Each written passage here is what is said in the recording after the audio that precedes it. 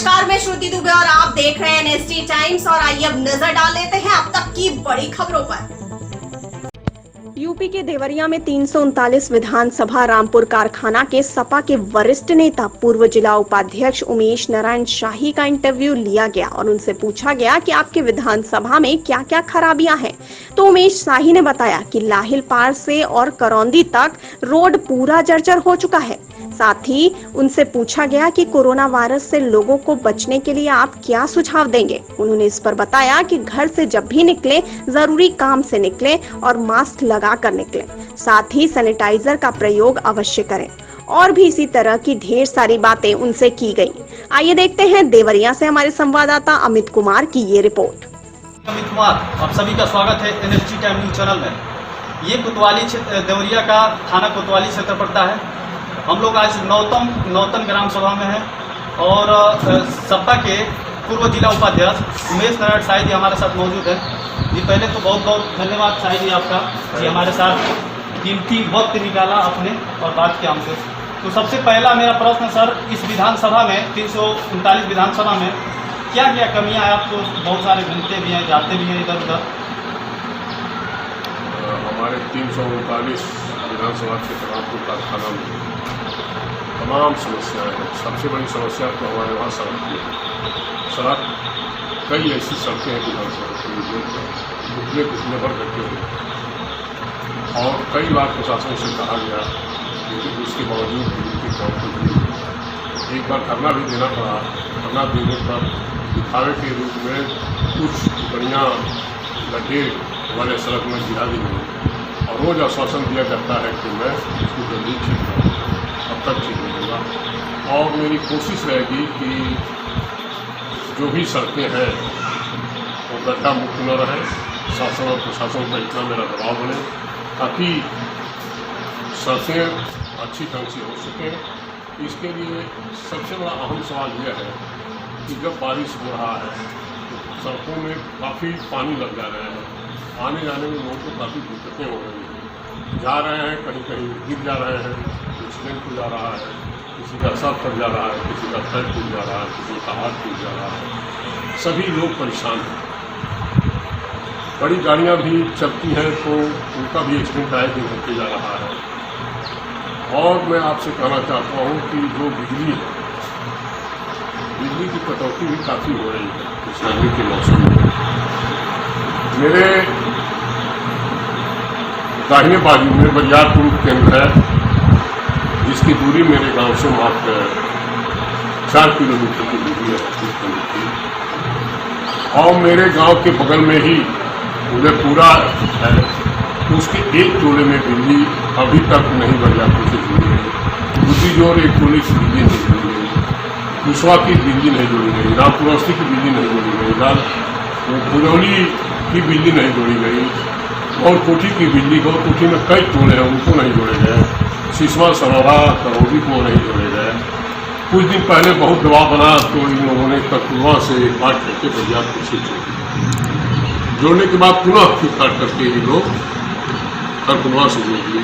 जब भी आंधी और बारिश आती है ये लाइनें ध्वस्त हो जाती हैं, इसलिए कि कटकुआ की लाइन बहुत पुरानी है और बरियारपुर की दूरी मात्र इन गाँवों से 8 से 10 किलोमीटर है और कटकुआ की दूरी यहाँ से कम 15 और 20 किलोमीटर की दूरी है। और दूरी ही नहीं, इतने ताल पोखले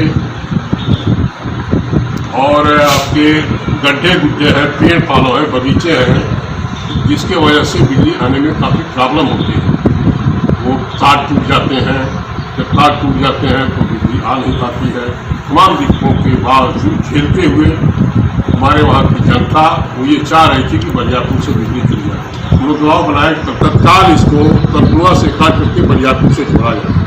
मैं किसी राजनीतिक भावना से नहीं कह रहा हूँ, कहता तो अभी मेरे वहाँ बगल में ही लंगड़ा चौराहे पर भाजपा के विधायक ने जश्न मनाया कि नदी के इस पार ये करीब 30-35 गाँव को जोड़ दिया गया, लेकिन जोड़ा नहीं गया, केवल दिखावा किया गया और कहीं बिजली लोगों को बरियारपुर केंद्र से उपलब्ध हुआ, मात्र 5-7 गाँव को उपलब्ध हुआ। ऐसी परिस्थिति में मेरा कहना है कि इनको बरियारपुर से जोड़ दिया जाए, जश्न कम मनाया जाए, जनता की सेवा देखने की। विधायक जी इस क्षेत्र के 339 रामपुर कारखाने के विधायक जी जो हैं कमलेश शुक्ला जी, उन्होंने बोला जी लाही पार से लेकर करौदी तक रोड पास हो गया है, तो रोड बंद क्यों नहीं रहा है, इस पर क्या कारण हो सकता है? अब ये लीगल प्रोसीजर है जिसके वजह से वो बन पा रहा है, नहीं बन पा रहा है। अभी बहुत स्पष्ट ये भी नहीं जानकारी है कि रोड पास है या नहीं पास है। अगर पास है,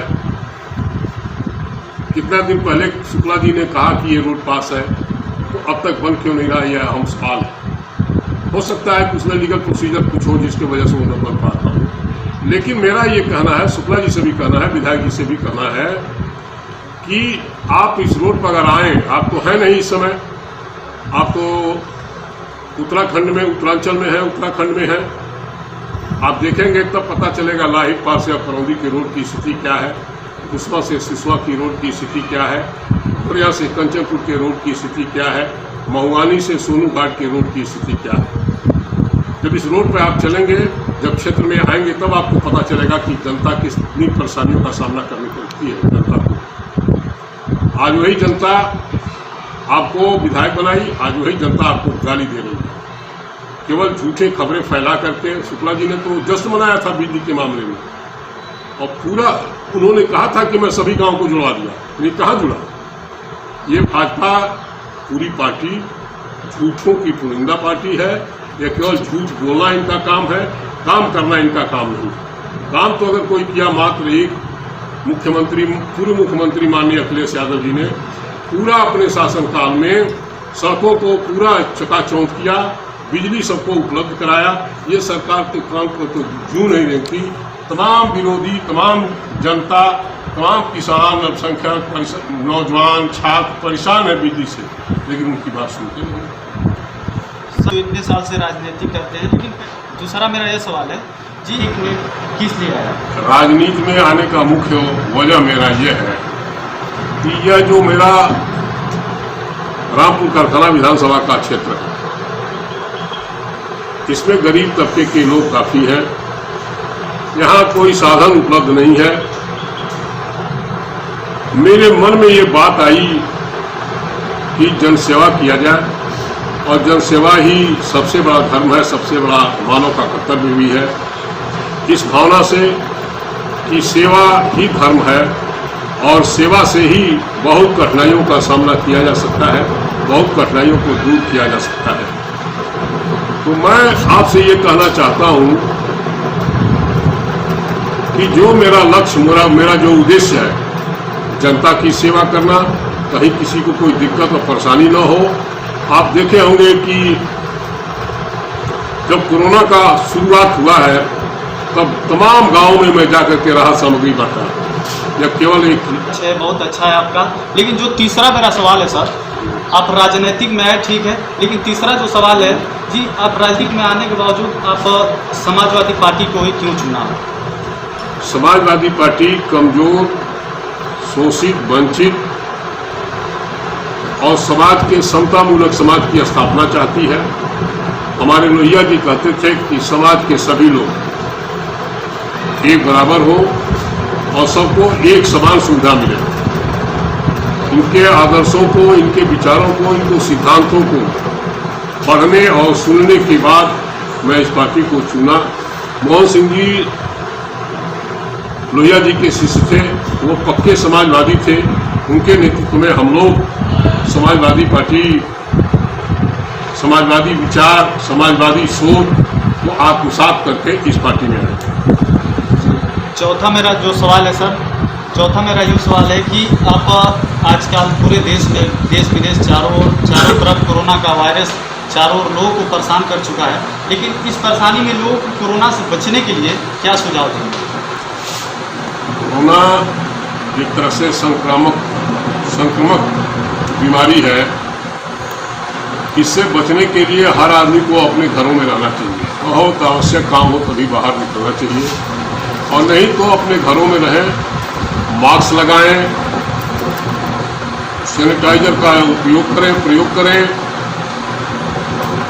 और मैं आपसे ये बताना चाहता हूँ, मेन लक्ष्य तो यह है कि सोशल डिस्टेंसिंग का पालन करें, और इन सब चीज़ों का अगर आप पालन कर लेंगे तो निश्चित तौर पर पुराना से आपका कुछ हो सकता है। जी जी, बहुत बहुत धन्यवाद आपको इंटरव्यू देने के, डिबेट करने के लिए हमारे साथ थोड़ा समय निकालने के लिए। कैमरामैन तौफीक अंसारी, अमित कुमार की रिपोर्ट देवरिया से। NSD टाइम्स की खबरों से अप टू डेट रहने के लिए चैनल को सब्सक्राइब करें, लाइक करें, शेयर करें और कमेंट करें और साथ ही साथ बेल आइकन दबाना ना भूलें।